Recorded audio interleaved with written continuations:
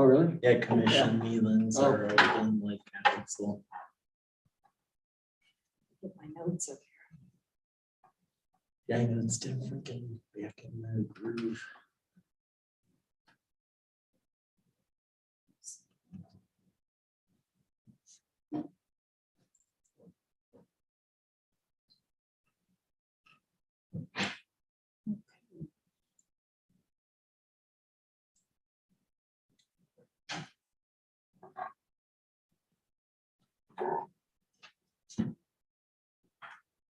All right, I think I got all my ducks in a row and we're good to go. here. My duck isn't quite in the row yet. I need my agenda. 4 ducks. I actually have a paper copy if you'd like one. That would be great. I'm just trying to pull it up here. I'll always put a couple of paper copies out here. Oh, okay, I should have grabbed that, sorry. Been so long. It's been a couple of years. Yes, know. it has been. I think this is the first time I've seen Brian in person. Yeah, Yeah. that's right. 'Cause yeah. Yeah, Yeah. thank you, Lisa. I can go to my office if you want. No, please stay right there. Okay, let's call our meeting to order and let's take our roll call. Commissioner Case, Here. Commissioner Moorhead, I'm here. and who else do we have? Commissioner Tarbit. Oh, Commissioner Tarbit. I'm here. All right, and that gives us our quorum. Yeah. All right, now we need to move on to approve our minutes and our agenda. One moment, I'm sorry. We now are required to have a public comment period at the beginning of each of our meetings. Oh, Yeah, So the state law, Oh. state law has changed with 2 things now. So one thing is that now we have to, even if there's no one, you still have to say like public comment. And then also at the end, you can't say adjourn now. Now it's like conclude because of legal. conclude or end. oh, Yeah, the state's always changing stuff. okay, you It's think fun. that I'm gonna remember that? No. I will help, and it's written on the agenda. Okay, well, it would help if I followed the agenda instead of just going by, because it says public comment right there. So this is, if anybody was joining us in here Yes. and on Zoom. Or on Zoom, Yeah. yeah, and we don't have any attendees on Zoom either, so there Okay. is, unless one of you would like to make a public comment, there is no public. All comment. right, do any of our commissioners have a public comment? Nope. All right. Now we can move on to our consent, to approve our minutes from March 7th and our agenda for May 2nd. Do I have a motion to to approve those minutes and agenda? So moved. Second. All approved, say aye. Aye. Aye. Awesome. Okay, we don't have any guest presentations today. Let's go on to our action agenda here, and that will be presented by Mr. Rizzatello. Okay, thank you. This first one is a potential grant opportunity.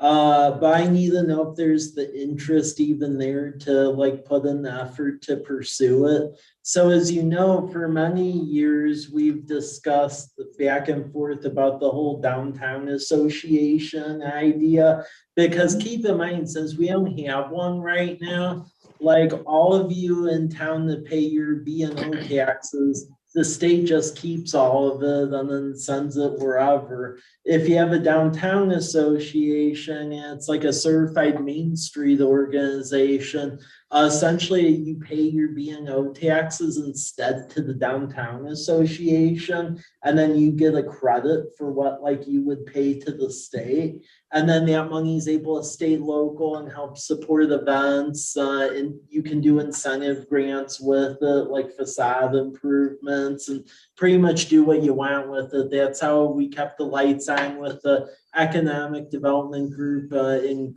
Colfax. Now, I would say one of the stumbling blocks of even getting to that point is, to be frank, I believe to even get one of these things constituted, there needs to be like someone there besides just like me doing it, because I have a whole city to run and all of that. That's where we always hit the brick wall before, because of its own accord, the city itself doesn't have the funding to solely just support a position that could potentially spin off the group.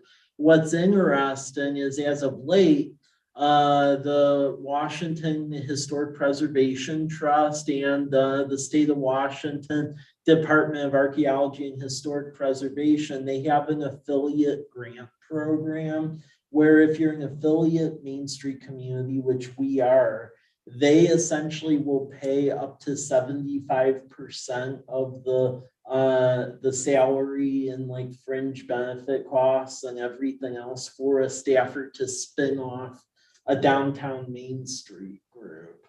Now, we would have to pursue this thing, and the 25%, I have other ideas potentially where to pull that from. It would be for next year. In essence, this grant would be to see if we get it, and if we get it, would start next year. But before I even go to all of that effort, I want to understand it. B, is there the interest in it, first of all? And then number two, if there is the interest, then I would need a motion to go and pursue this thing, because what'll happen if we do pursue this is the grant is due in a month, and then they'll review it, and then essentially they'll like send people of the communities to put in for this to basically ground truth it.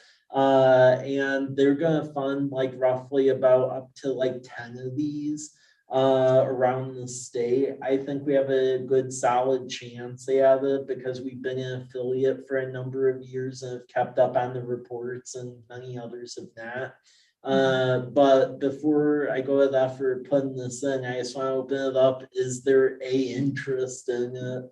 Because you have to follow the like Main Street approach and stuff, and if we did get the grant, and if we did hire someone, they could help solicit more business volunteers and stuff like that, because they would actually be paid to do that, so they'd have the time to do that, unlike myself. But yeah, I'm just trying to throw this out to a group because typically there are not grants for this sort of thing. And that Main Street program manager from the state that's out of the wallet presented to us probably like 2 years ago. She emailed me, I was like, oh, hey, we have this like grant money and you would be a good candidate for it. So it was of interest, but I just want to throw it out to this body what the general thoughts are.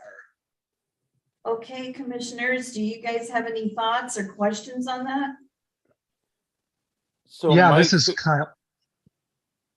go ahead, Kyle. Thanks, Doug. I was going to ask, does the grant just pay for the first year, up to 75% of the first year? And if so, then would the city be on the hook to pay for it in the following years? I've asked that. The city wouldn't be on the hook for anything because the purpose is to spin this off. So I mean, it basically, if we got the grant and someone took the position, it would, I mean, it's a hard position to be in, but it would be a sink or swim moment where either they make it go or they hit a brick wall. And in talking with the state, they have the program set up where the first year it's that 75%, and then over the future years it cuts back if it's successful. So it goes 75, 50, 25, and then supposedly you should be able to float. And keep in mind, if you become a Main Street organization, when I was involved in doing one in Colfax, it took about a year to get the Main Street credential. And if you get that Main Street credential, that person should be getting all businesses to begin the businesses that pay the B&O tax into the organization instead of the state. So really, if everything's going correctly, there would be a steady stream of money coming in from that after year one. And I mean, it happened in Colfax, and there's about a third of the people and even less than that of businesses there. So that'd be weird if a similar thing couldn't happen here. Yeah, exactly. Any So other Mike, questions? yeah, so do you have a person on staff that can fill out the grant?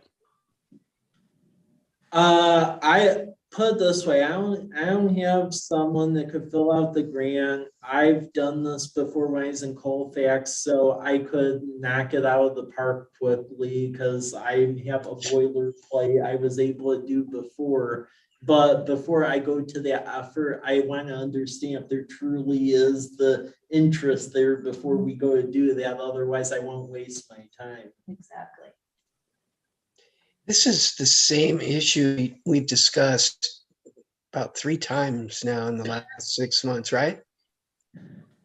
We've discussed it a number of times over the last 6 years, honestly, except the issue before is that they never had a grant program like this for affiliates. They only had them for full-fledged Main Street, and we could never get to full-fledged Main Street because there isn't a full-time staffer here to do that. So we were in this like circular issue. And this is probably the only time I've seen it where there actually seems to be a discernible off ramp to get someone to actually pay for most of this thing and then hopefully spin this thing off and then get that Main Street designation. Because if it's achieved within that year, all of the businesses here in College Place should be paying the B&O taxes to them because you're going to have to do it anyway to the state. So you might as well just keep the money here and then you'll get the credit. Exactly. I would way Yeah. rather do it that way. Yeah. Is there a rough calculation of the amount of B&O tax? Well, I've done like calculations like with the state, and I mean, if you had like every business in town turn it in, I think you would probably clear up to like 600,000. And the state though has a cap across Main Street organizations of like around 250,000. And Colfax always hits that, and they don't have a Walmart or a Home Depot or like many banks. So I'd be shocked if we couldn't hit that. Yeah. The big issue is in order to hit that, you really need a full-time person to get all volunteers together, get the Main Street application turned in, get accepted, so that way you can finally turn on the spigot of the B&O money. And that's been our issue because that first year gap has always been our Achilles heel. Yes, exactly. If we did hire a person like that, then does the state provide some initial training and orientation for the role? They do. So because we are an affiliate Main Street community, there's trainings they do online and in person. And it just so happens the Main Street coordinator for all of Eastern Washington is actually based out of Walla Walla. So it would be very straightforward because Joelle's based out of downtown Walla Walla. So the person could just be sent over there. And then plus, Downtown Walla Walla Foundation basically had to start this way, although very long ago. So basically it would be spinning off something to that effect, except with help. So. Okay. I reread everything over the weekend, and I'm a big fan. Well, Especially since you can hire a leader that would manage all the logistics. Without that, I would be not a big fan. Yeah. I think it's a win-win situation. Yeah. I mean, not only do we get the B&O tax Yeah. to the city, but the small businesses we get a from the association, Yeah. of all course. the things that the association can Yeah. offer us. Yeah. Do we have a motion or any other, first of all, do we have any other questions? Yeah, I have one. Do you think there's somebody out there? Do you think there's enough of a pool to choose from to pick a person? I do, and it's gonna be, it's usually very unorthodox, the person you get. So I mean, Doug, you may even remember this because I believe you met her when I had her come down here, but the executive director of the Downtown Association and Chamber of Commerce out of Colfax, she actually took a significant pay cut from doing fundraising at WSU to do that because her son was in high school and she wanted to spend more time with him and not go all over the country. And she took that job and stayed there basically the whole time he was in high school. So I just throw that out there. It seems like there's people with personal situations that are very unique that end up sliding into the role. And it happened in Colfax. So again, I'd be stunned if something like that couldn't happen here. Is it a full-time job? Yeah. Do you know what the B&O tax collection is for College Place's jurisdiction?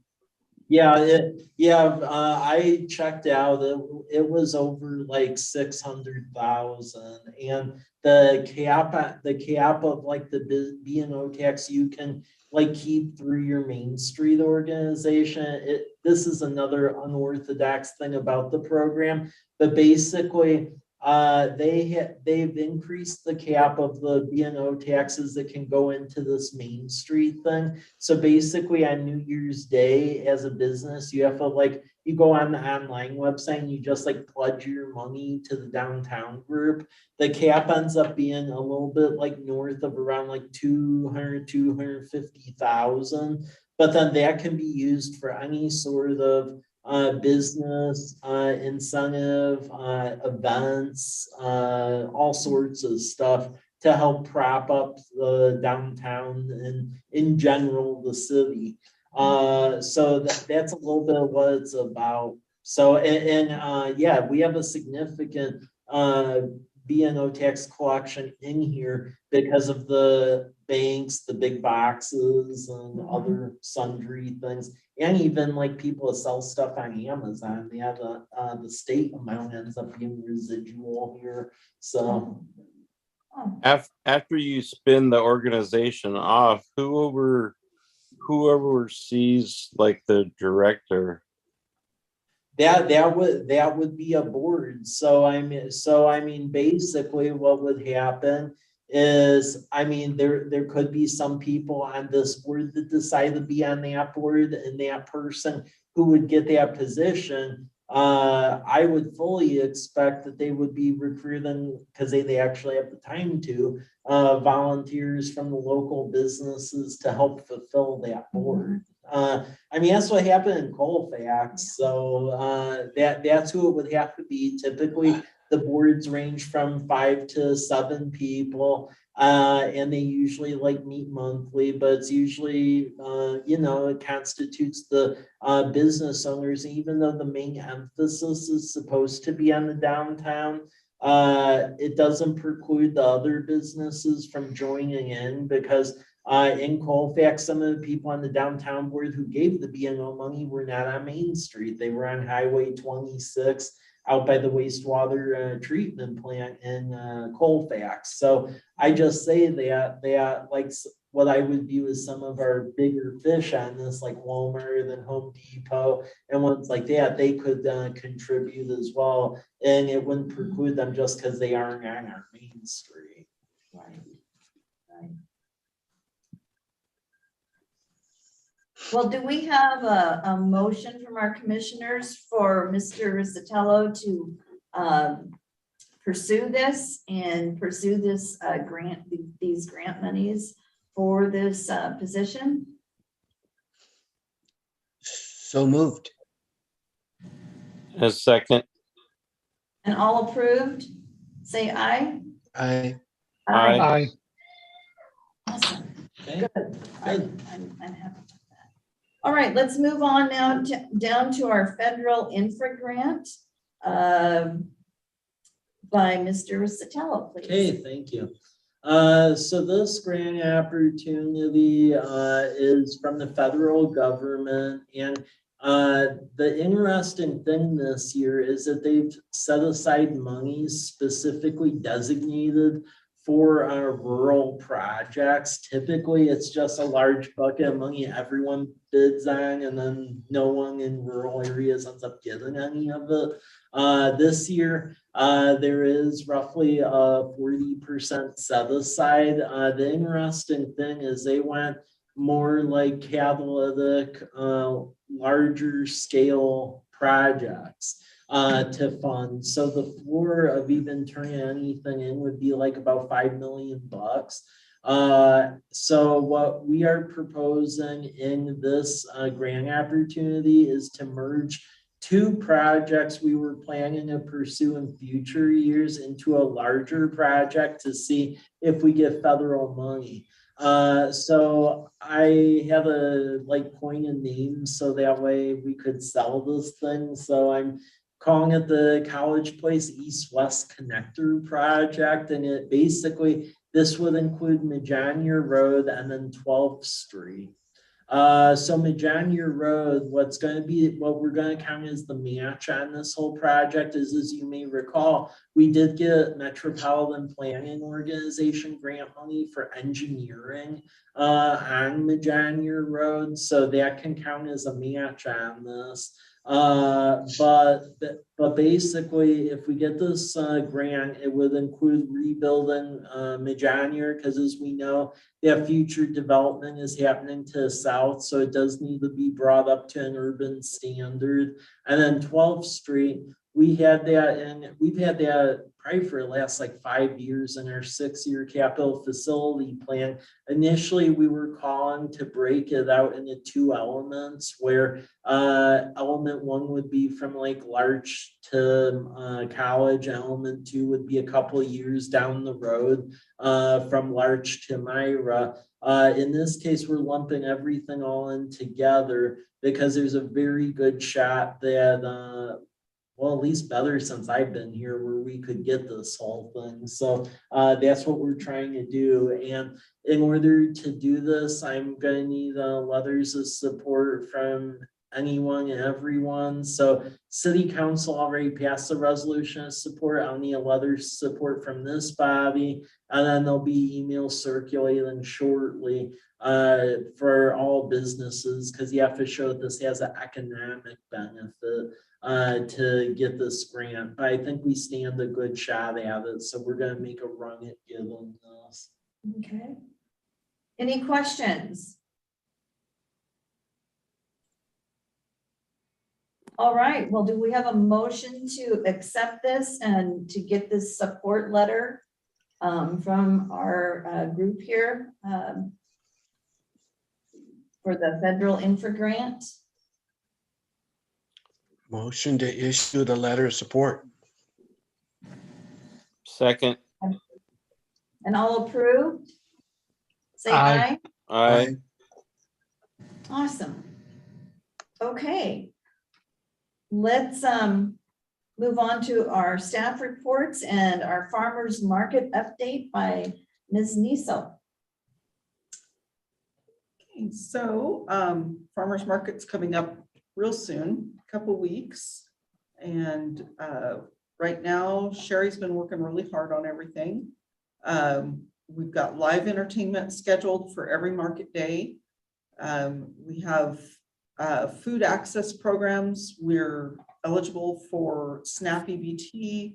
We are also participating in the state-funded SNAP Market Match program.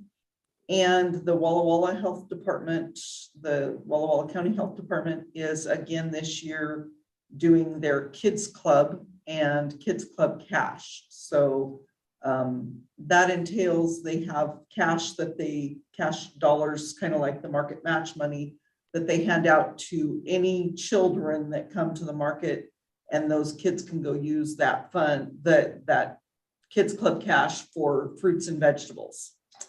So, and then the vendors turn that cash into us, and the county health department pays us for that, and we pay it to the vendor. So gets kids interested in eating those fresh fruits and vegetables, and kind of teaches them what the farm market's kind of all about. On the first day, we are having in addition to the first day, there's 7 different dates that the Blue Zones is sponsoring live cooking demonstrations. So we've got a lineup of those. The bookmobile is going to be there almost every market day. There's a couple dates that they were unable to come. But for the most part, they're going to be there. And then on our opening day, we've got a community partnership day that will include a bunch of service organizations throughout the valley, and they'll come and set up booths also. Right now the ones I know of, we've got the American Red Cross, Art Walla, Blue Mountain Land Trust, College Place Lions, College Place School District, the Friends of Children of Walla Walla, Rogers Adventist School, Sunbridge, Valley Transit, Walla Walla County Rural Library, Walla Walla University Enactus, and the YWCA. And they just kind of keep coming in. So Walla Walla University Enactus and the fellow that is working on Mark Anthony, thank you, are heading up that.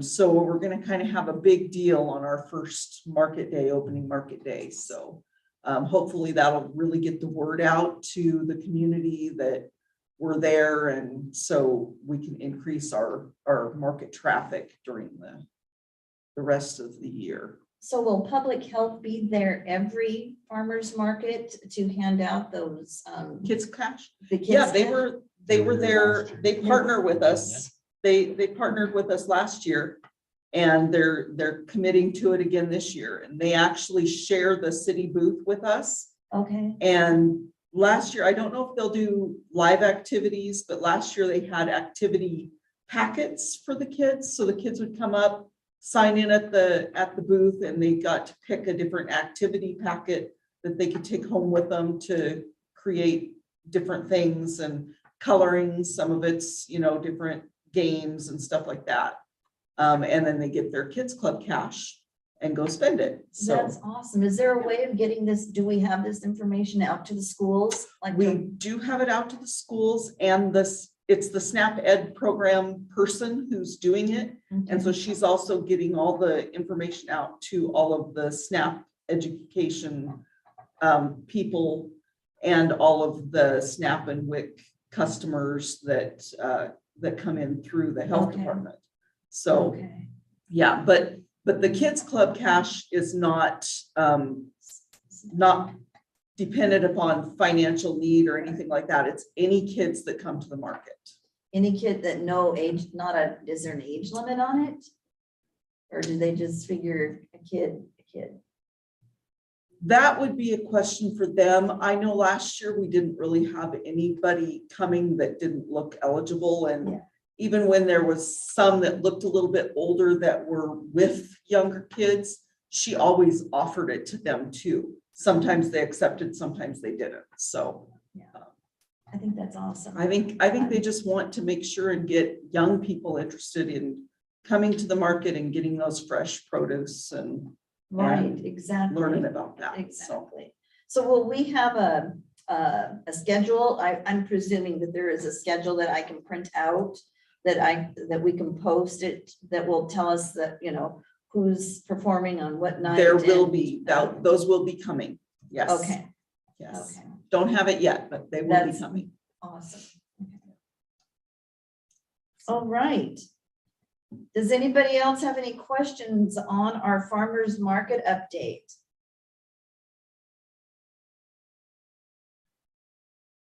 Well, I'm excited for that. Let's move on now to our 2022 Youth Recreation Program by Mr. Rizzatello.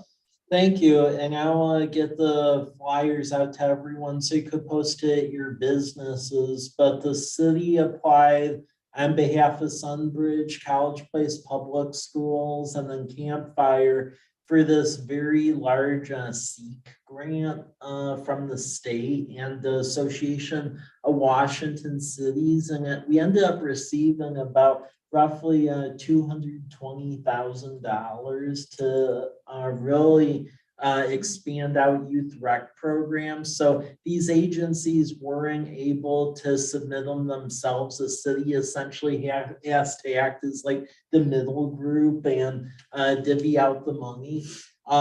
So what is going to happen essentially is that College Place public schools, they are going to have basically a College Place camp program that'll be down at the College Place High School, Sager Middle School campus, and they'll have sports activities and other things, and they'll be geared more, I would say, toward middle school age kids. Campfire will once again have their summer camp program in the park. However, it's dramatically scaled out because now there's more, they are able to have more seats and more staffing thanks to the grant money. So they'll be at Kiwanis Park, and that's basically kindergarten through grade 5 the whole summer from 7:30 a.m. to 5:30 p.m. Mondays through Fridays, and that's based at the Kiwanis Park site. And then for the high school kids, Sunbridge is having 2 programs. So they have a Hispanic Youth Leadership Conference that'll be going out throughout the summer. And then the Village Seventh-day Adventist Church has brought back that Valley Camps program that went on hiatus for a while. So with that, Sunbridge will be able to provide scholarships for low-income kids through this grant program. So the folks that otherwise can't afford it could now. So yeah, that'll be ongoing throughout the summer. These flyers were put into the newsletter that was mailed out to all the utility ratepayers for this month, so they do have it. I know at least with the College Place Public Schools program, even before that newsletter got mailed out, they already had over half of their seats filled. So I would suspect that it'll get completely filled up soon. And I'm actually in discussions with them about if they need anything else, because I just got an email from the state this afternoon that apparently they have even more money, and they asked if anyone wants more money. So so I emailed everyone, like, is there anything else you could think of? Because apparently they have even more money left over. So they're just putting everyone on notice. There'll be a lot of programs in town this summer. Good, Yeah. good. I'm glad to hear that. Any questions on those those programs? Like, how does the funding flow? As far as how the funding flows, so these organizations are having to essentially front the costs. So basically we'll be getting, like in the city, we'll be getting invoices and itemized essentially POs from Campfire, from Couch Place Public Schools, and then also from Sunbridge, and then essentially we turn it in to essentially that AWCC grant program, and we're able to do draws on it monthly. Okay.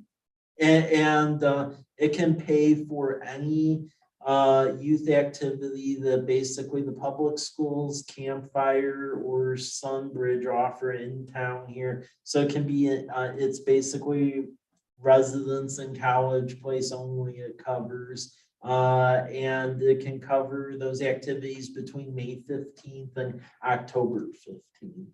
Okay.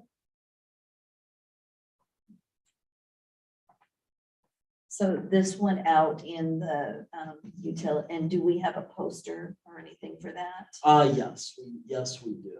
Yeah, Okay. and I'm gonna be bringing those out shortly, because just Perfect. made sure the newsletter got out. Yeah, before, so. exactly. Yes. Okay. Well, let's move on to our development update by Mr. Rizzatello, please. Okay, as you can see, development track sheet here. It is updated just with the most recent events. So I would say probably the biggest change on the commercial front. I mean, usually I go through this item by item, but I don't have the documents on here, but I'm here, so I'll just go a little bit by memory on the key ones. But the Project Quickie Mart one, there's been some interesting movements on the Chase Bank building. So originally we thought it was going to be a gas station Quickie Mart. However, there actually ended up being a little bit of a bidding war on that building. So likely the convenience store gas station, they are starting to look either at the site across the highway that the Burger King was originally going to go at, or one of the Myra Road sites.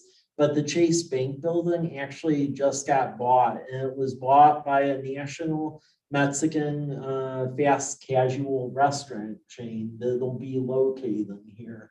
So that building is going to get dramatically renovated. So it'll be renovated, and it'll have that fast casual Mexican restaurant, and then there'll be space for one other restaurateur as well that I'm being told will be a national chain. But the building just changed hands, so that is happening. Wow. So that was probably the most recent thing, because originally I thought that gas station was going to go in there, but then this restaurant chain like outbid them and got it at the last minute. So that's a huge change.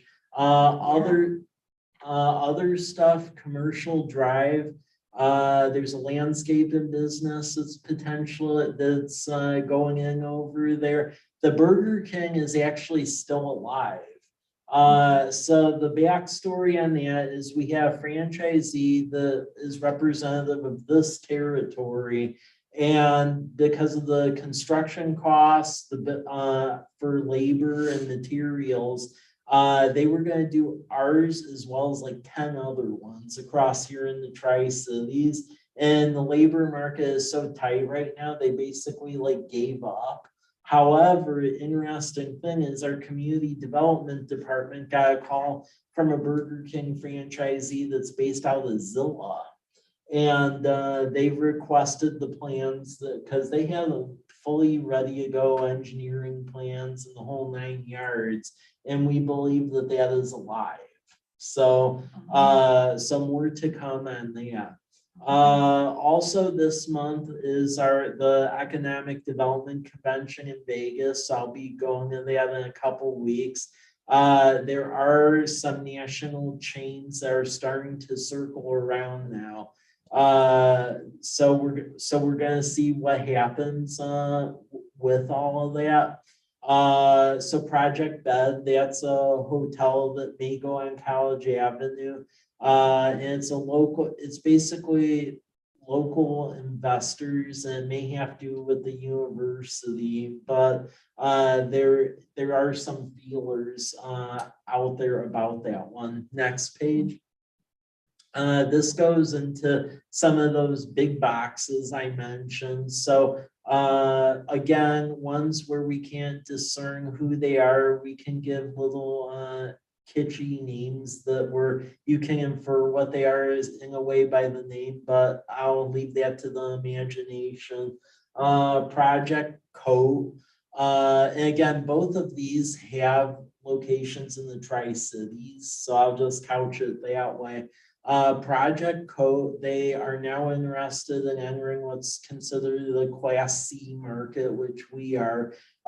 So they are looking at various sites on Meadowbrook or Myra in both cities. So I'm meeting with them down in ICSC. Project Red is a brand new one, which is very interesting because we were always told, oh, maybe someday in the future, maybe they'll come here. Now all of a sudden they're getting very interested. So we're gonna have a meeting down in Vegas, but then also a Zoom one after. So I'm expecting that's gonna move and they're interested in either Stone Creek or Myra Road, which again isn't too big of a shocker. So yeah, you have Project T, that's going on as well. Hot Mamas, their building is under construction over on College Avenue down at 9th. So that is going on. Project FM. What they are waiting for is a couple of things. So their big thing is they want to make sure there's rooftops around where they're going before they'll commit. You'll see in the residential section, but there's some very good movement on the residential side that is now going to essentially act, I think, as the guarantee to make that happen. Project W is, yeah, that's a personal one for me. We're gonna try and make that one happen, but they're a little bit scared right now just because of pandemic and labor issues.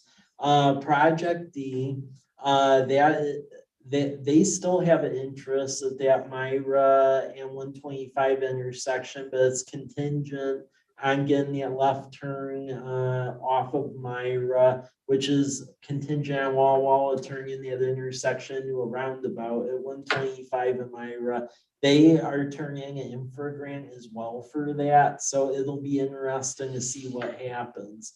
Project Flight, that's the whole Tarragon Corliss deal over at Martin Airfield. And they are still doing master planning out there. We're just trying to understand to what effect of what they're doing, what it's gonna be, because we got a letter of support from them for the stormwater grant we're pursuing, but it sounds like they were basically alluded to the fact that it sounds more of like a mixed use thing of some airplane support stuff and also residential. So we'll have to see, but that's what was in their letter of support. So we're trying to understand all of that. Let's see this next one. Yeah, and Goodwill, that's the next one. So Goodwill, you can see that building is going up very quick. So that's good news as well. Project Medical, that one is a really weird one. So we have a construction company that is building this office for, it's gonna basically be a medical provider, so like an urgent care. However, it's not Providence and it's not Wall Clinic. The ironic thing is, I can say I do not know who this end user is because it's basically a facility management company. It's building this building and they aren't saying who the urgent care is. So that's a really weird one, but the urgent care is going at that site regardless. And that's that site. This is the commercial drive stoplight across from the Honda dealership. So that's what's being built there. It's an urgent care, and then they're probably eventually it's going to be very tight, but they're going to put some sort of the like coffee hut thing in the parking lot as well. Project Equipment, this one is likely going to be a relocation out of Walla, but there is an equipment company that is starting to essentially, they need more space because they're very busy. And they are interested in getting some of the last two sites to the rear on Commercial Drive right behind the Honda dealership. So they'll be likely be an equipment company. They're chugging along, which is good. Now we get to residential. Homestead. They're still doing some minor amendments on their plans for those Y-size structures off of domes. So we'll see how that goes. We believe something should go down on that this summer. Villages of Fort Walla Walla, it's weird. That one keeps going in fits and starts where they'll pay for something and say, hey, we're ready to go. And then all of a sudden you won't hear anything. I keep emailing them to try to put pressure to get them to make it happen.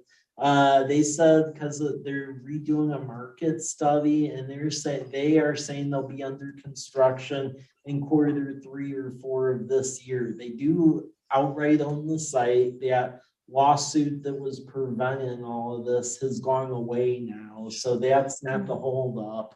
This seems to be, just changes in the general market that that's freaking them out a little bit. Country Estates, that's ongoing. It adds some additional units where the old poor farmhouse was at.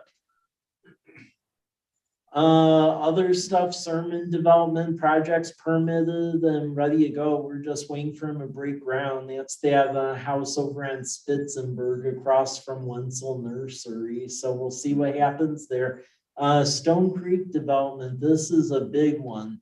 So the Craig Christensen piece, which is a piece of property that's essentially it's the western 2/3 of the site out there, because you have two people that own the land out there. So Mike McKiernan owns the commercial and multifamily piece off of College Avenue, and then Craig Christensen owns like the rest of it going all the way out to Teal Road.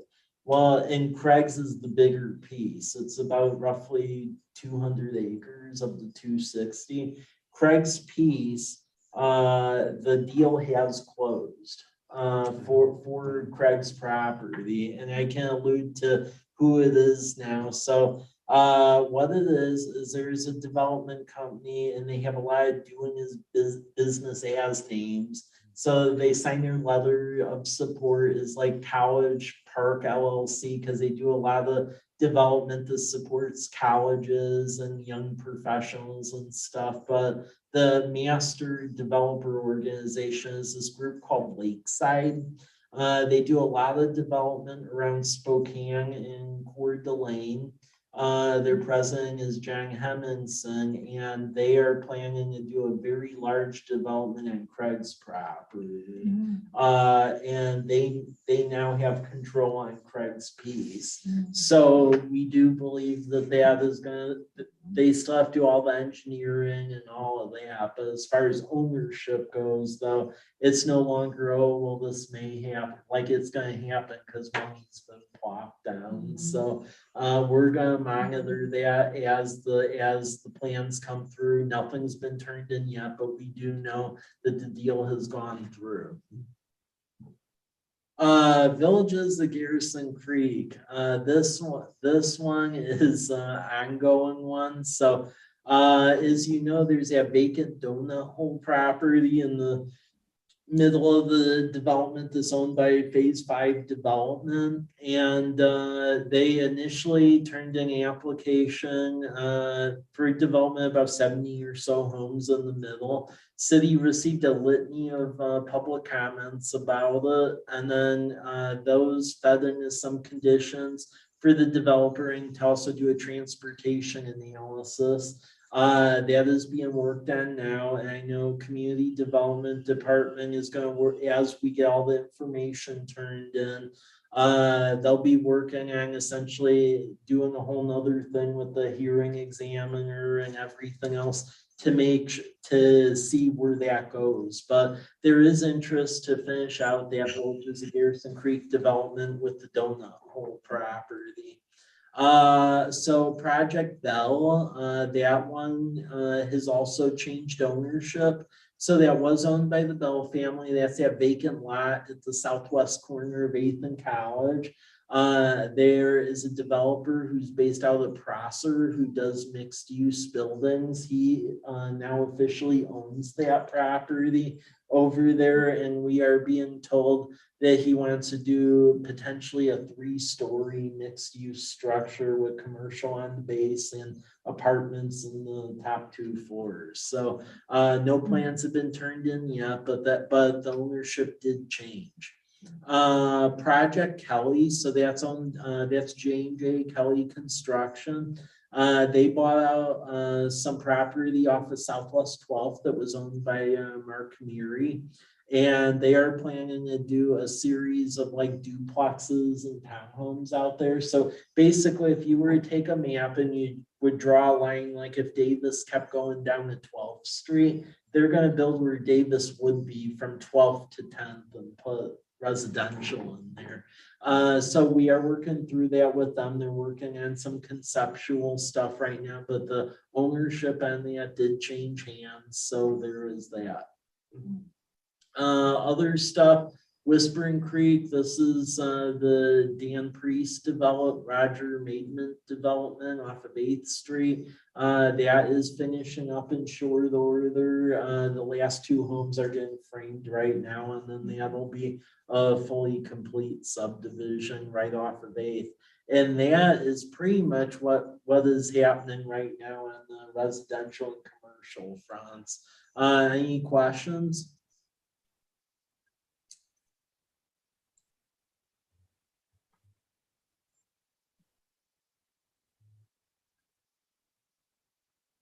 Okay, well, if nobody has any questions or comments, our next board meeting is scheduled for June 6th at 5 p.m.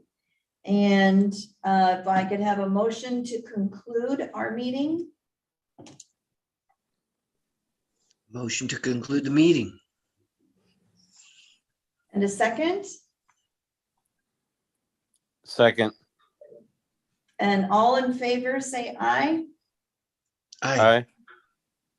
All right, thank you very Thank you. much. Thanks, guys. Thanks.